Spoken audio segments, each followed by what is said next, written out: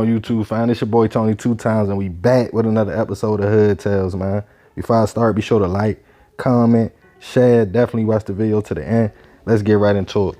Communities and gangs. Back in the day, the community was all black people had.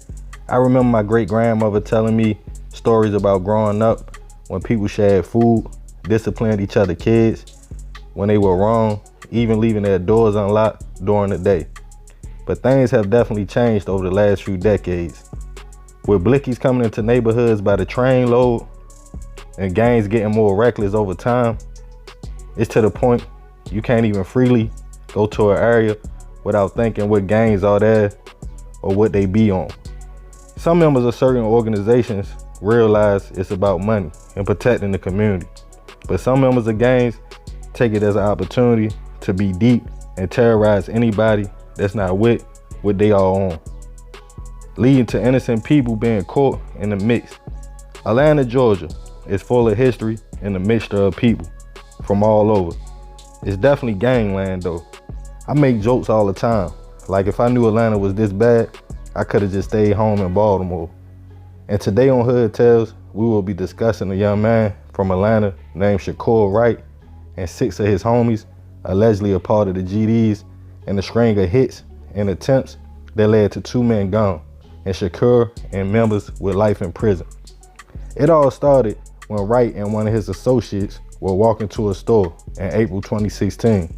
Allegedly, the 2 men saw another man they went to high school with on Darnelly Avenue. Upon approaching the man, allegedly Wright and his homie had words with the victim. Before beating him, once he fell to the ground, they ran his pockets, taking his cell phone, before busting shots at the man while he was still on the ground, grazing him in his head, but the man would fortunately survive.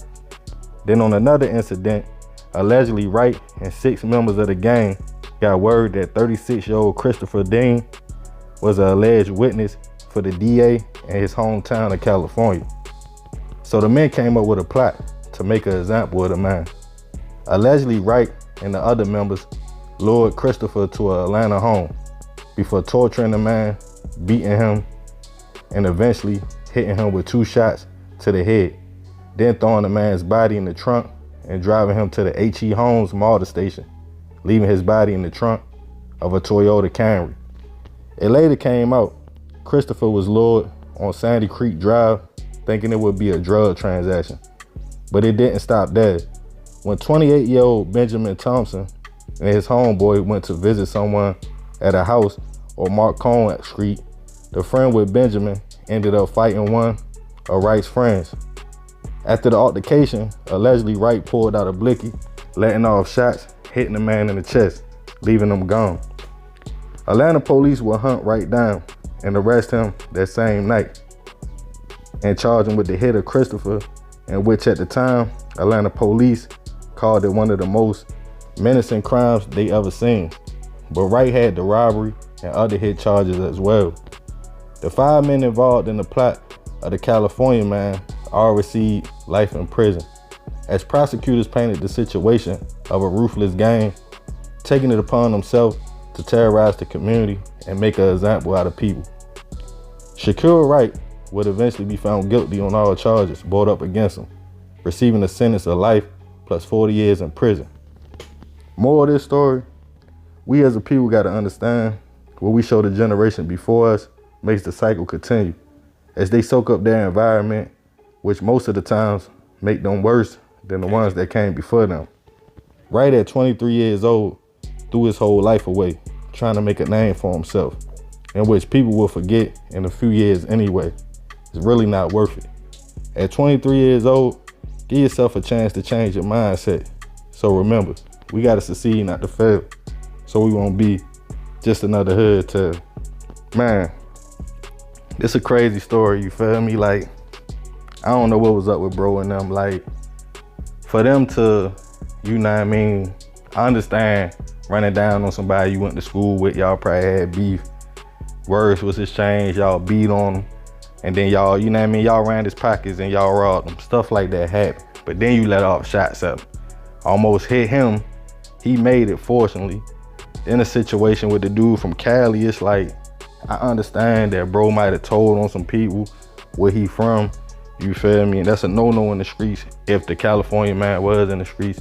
But sometimes, man, you gotta let the streets deal with it, you feel me? Or just don't deal with dude. If y'all know, like, all right, we ain't gonna deal with him because we heard he did this in his own time, just cut him off, you feel me? Why y'all gotta do that? You know what I mean? Why y'all gotta torture the man and all that? You feel me? Make y'all community hot when he ain't even from here. He ain't even telling nobody from here, but people don't think like that. You know what I mean? They look at it like, oh, he told, but he ain't telling none of y'all, and y'all got a chance to get away from him before he do tell on one of y'all, you feel me? So it be like that. And then the situation with the dude, with the fight, like, it's just a simple fight, you feel me? Like, it's weird nowadays because as men, you can't even just get out in the street and throw hands with nobody without expecting the worst. Because you might get out here thinking, you feel me, you about to be in a regular little fist fight, and then dude come out with a blicky. Now you caught with your pants down, shots fired, now you gone. You feel me? It be like that. Even with dudes that so-called hitters and so-called got bodies, like the King Von situation, you feel me? He just tried to fight. Cause sometimes people feel like the situation ain't gotta escalate to that point, but you never know what the next man thinking. So it's best just to walk away, you feel me? It don't make you less of a man, especially if you know you outnumbered, you in somebody else's environment, cause more than likely you gonna lose your life, especially if you get the best of the person. You know what I mean? I feel like I'm getting older, man, you feel me? I just turned 35 yesterday, so maybe this sound old school to all you young dudes, but it's real, you know what I mean? Me coming from the same environments, the same situations, been through this stuff, I'm telling you, it ain't worth it, you feel me? Some people blessed enough to learn from other people's mistakes, and that's what you gotta do. When you see people falling around you and dudes going to prison, you feel me? It ain't that you wishing that on nobody, but soak up the game and peep what they did wrong or what happened and stop yourself from going down that path, man. Cause Shorty was 23 years old, you feel me, when all this happened. I'm pretty sure if you could talk to him now, he'd probably be like, man, like these people gave me life. I ain't never coming home. But y'all already know it be like that. People don't realize it till it's too late. And once it's too late, it's too late. Ain't nothing you can do about it. You can appeal it 100 times, that don't mean they gonna let you out. But yeah, man, it's another episode of Hood Tales. Be sure to like, comment, share. It's your boy Tony 2 Times. I appreciate the love like always, fam. Love y'all, I'm out.